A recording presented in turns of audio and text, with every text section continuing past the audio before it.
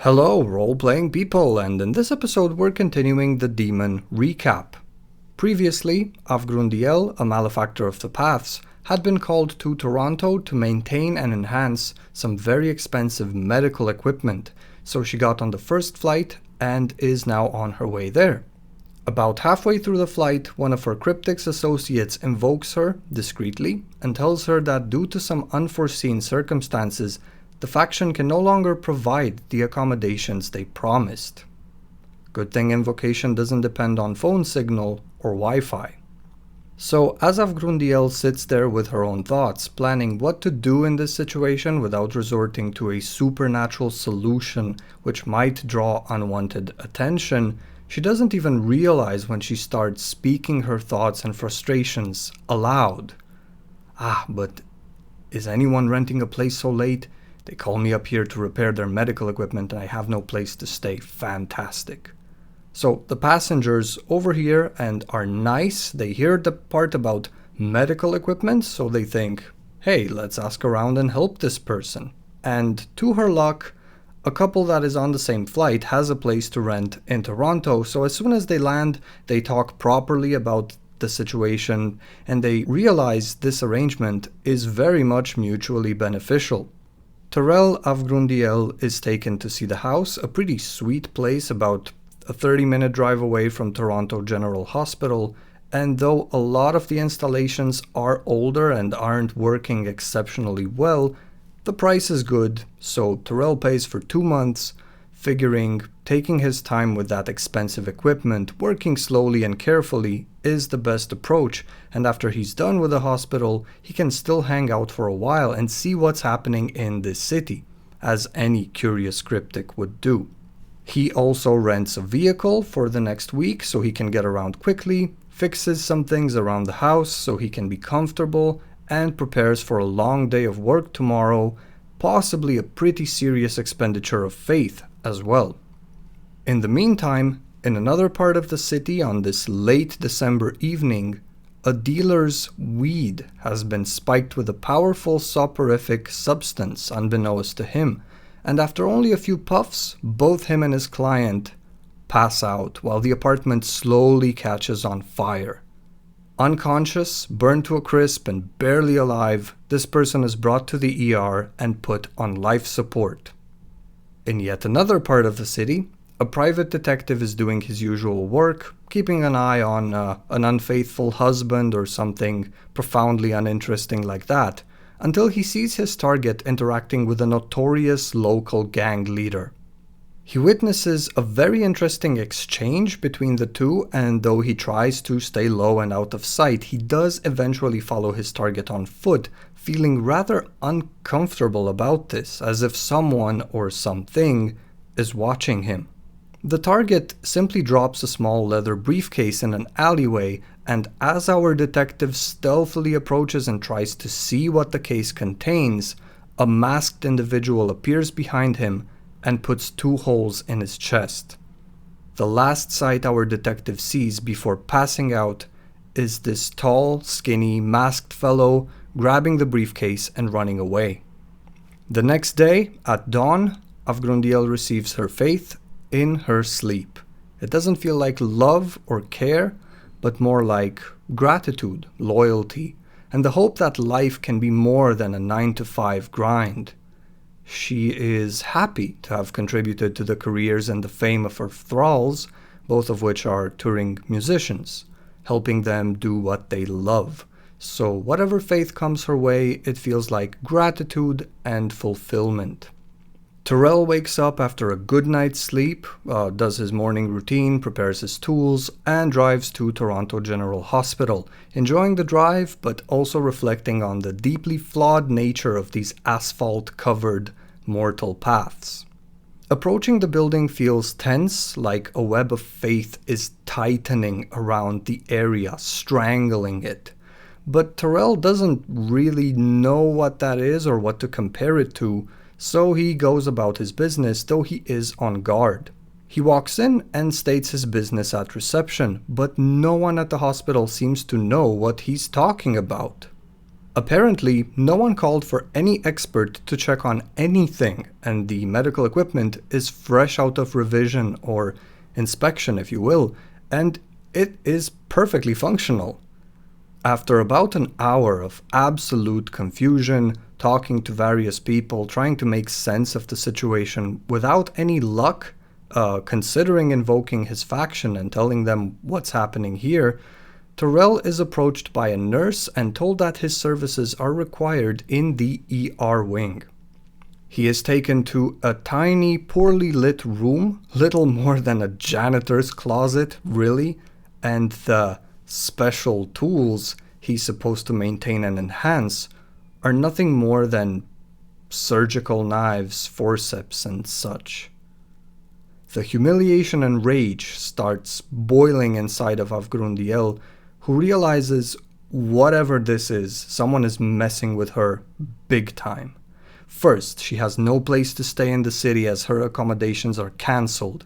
Then, it turns out no one at the hospital was told Terrell's supposed to be there. And thirdly, the interesting, expensive medical equipment is just a bunch of old surgical tools. Massive humiliation, but she breathes deep and gets to work. She's already here, might as well find out where the rabbit hole goes and what the point of this whole circus is, because someone is wasting her time, money, and patience. While doing her thing, she invokes a few members of her faction with which she communicates more frequently and tells them of the situation. They let her know their contact in Toronto has gone cold lately, and they aren't sure why all of these unfortunate events are happening, but they are relying on her to find out. She reaffirms her loyalty to the Cryptics and lets them know she will do her very best to get to the bottom of this. After about another hour of carefully scanning the unseen with her supernatural awareness, she feels a few things, each of them very strange and distinct.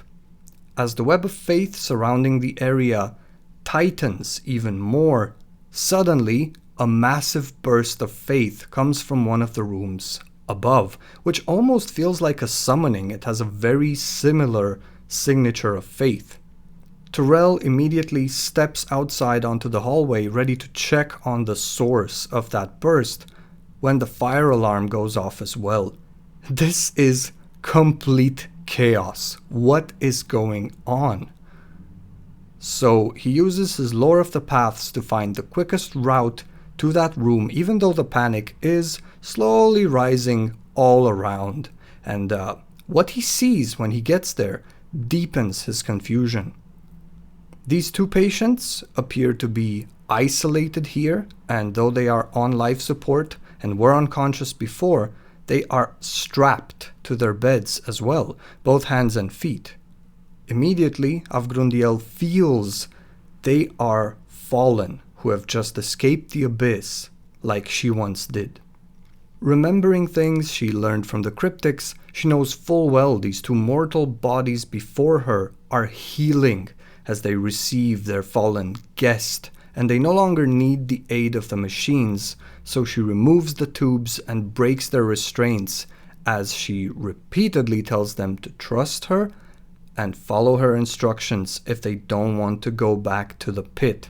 One of them is ridiculously calm given the situation, even though his host is in a horrible shape, burned very badly over a large part of the body, including the face, the whole head, and the burns heal rapidly as the fallen enters the mortal flesh, but horrendous scars remain, and the host is, by all means, monstrous in appearance.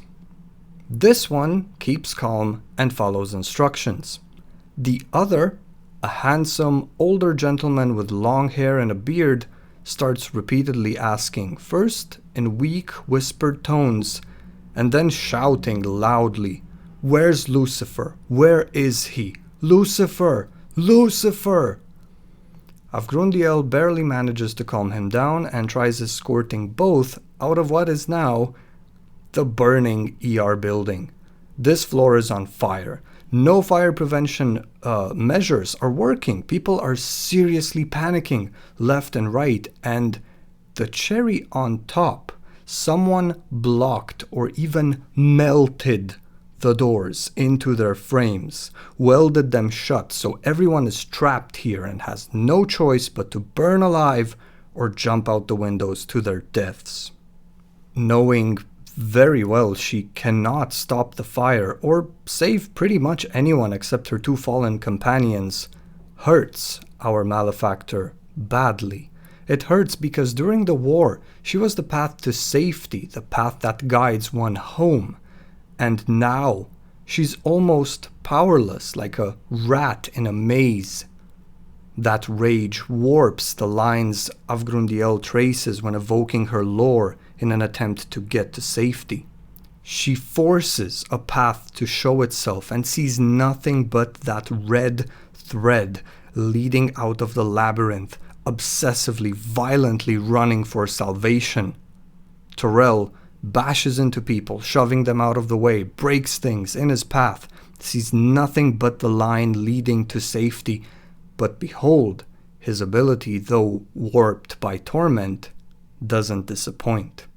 Our protagonists manage to escape the burning floor by finding that one single door that was left open, and they soon come to realize the fire erupted very suddenly, very intensely, only on the floor they were on and the floor underneath. And even more debilitatingly confusing, it was extinguished as soon as they escaped to a lower floor. The fire just went out as if commanded by someone. None of this makes sense. None of this. What's going on? On their way out, they pass through a remote part of the building, a closed-off wing that seems to be out of use, and it is here the characters are actually shot at by what seems to be a hospital guard, grinning and telling them there's no way out. They just need to get back to whatever hellhole they crawled out of. It is now revealed the one possessing the burn victim is a fiend. He instinctively assumes his entire apocalyptic form while being shot at, and we can see these gorgeous intricate patterns of indigo and blue decorating his wings, skin and plumage being cleared of all imperfections or scars, only a slight asymmetry in the patterns hinting towards his torment, skin glowing silver and eyes burning with an almost sapphire light of the stars. He blocks two incoming shots with his wings before vanishing in a burst of light, moving insanely fast, flying right into the guard, wings outstretched like a bird of prey, and knocking him to the ground unconscious. Though he doesn't know what this contraption is yet, it seems useful, so he takes the gun and drops his apocalyptic form, which he cannot sustain for too long just yet. The protagonists want to interrogate the guard, they want to get answers, but they just don't have the time right now. They finally manage to dart out of the hospital and silently make their way towards Terrell's rented vehicle, one of them looking like a janitor, while the other two are wearing hospital gowns, almost naked, trembling in the mid-December cold. Inside the car, Terrell turns on the heating and drives off wherever the road takes him, while again urging the other two to remain as calm as possible and see what it is they remember for now. The fiend, also a cryptic like Avgrundiel, is in the body of Marcus Smith, a small-time dealer, not even 30 years of age, who is just trying to get by day to day. The other seems to have a much better memory of celestial events, though he doesn't share his celestial name, encouraging everyone to refer to him as Ike. He keeps mentioning the Crimson Legion, the fact that he was demoted unfairly, and Lucifer needs to know this. Lucifer needs to make things right. After making sure they aren't followed, the protagonists all crash at Marcus's place and they try to make sense of what is happening, catching glimpses of celestial memories in the process, while the TV is slowly mumbling in the background. There is not a single piece of news about the hospital, not on any channel, not even a mention. The protagonists all decide to lay low for the next couple of days, with Avgrundiel acting as a Virgil to these two Dantes, teaching them about the current state of the world and what it means to be human, while they hopefully get accustomed to their new condition quickly. There is no time to lose. Whatever's happening in the city, it clearly involves all of them, and it's bad. So we downtime for a while and everything comes together nicely. These new arrivals are vulnerable, in dire need of assistance given the danger of the situation, while Avgrundiel jumps at the opportunity to have Fallen on her side for a change, as opposed to everyone shunning her like it was in LA or in the pit. So this is not exactly an alliance based on history or mutual goals, since Marcus, whose celestial name is M'tharth, might be a cryptic now, but used to be in the Silver Legion, the legion Avgrundiel distrusted and despised the most before their imprisonment, and Ike, who is possessed by the disgraced devil Zix, is considered a traitor to the cause of the Crimson Legion. Zix was a high-ranking officer in Lucifer's army and a well-respected strategist, so no one could explain why he made a completely idiotic, disastrous call during a very sensitive operation, but what's clear is that call led to the death of more than a dozen of his celestial warriors, which could have easily been avoided. Though he was never tried formally, he was demoted, stripped of his rank and respect, treated as a potential traitor, something he never really recovered from. So what's bringing the characters together is this very shaky alliance by necessity. They might not like each other too much, but if they're going to survive, they need each other. They have to work together, being as truthful as possible, and they need to have each other's backs. Over the following days, the characters manage to bond to some degree over both mortal things, criminal records, divorces, traumas, and the desire to make more money, as well as over supernatural things like certain celestial memories, the fact that their arrival was possibly some weird form of summoning, and the fact that the fire in the hospital was clearly supernatural in nature, designed to destroy all three of them. They all just want to understand what the hell is going on. After becoming somewhat accustomed to being in human flesh, showing the ability to function relatively normally, the protagonists withdraw to their own homes. Ike gets home to find that his entire apartment has been stripped clean and the door was left open. There is no furniture, no personal possession of any kind. The entire place is completely empty, and in his mailbox he finds a flyer for a moving company. He returns to Marcus's place, a very angry Marcus, who realizes his entire stash and all of his plants have been chemically altered, spiked with some kind of knockout substance, and he has almost lost all of his regulars, some of which even ended up dead. Whatever happened in his client's apartment, the fact that they burnt wasn't an accident. None of this is an accident. Everything is done intentionally. Some higher unseen force which resides within this place is actively seeking to ruin them, all three of them, orchestrating their downfall slowly. And in the meantime, they haven't seen any semblance of a court of the fallen in this city. Where is the fallen community? What is going on? And on this very confusing note is where our second recap episode ends. The third one will follow soon. Take care, have fun, and don't forget to play.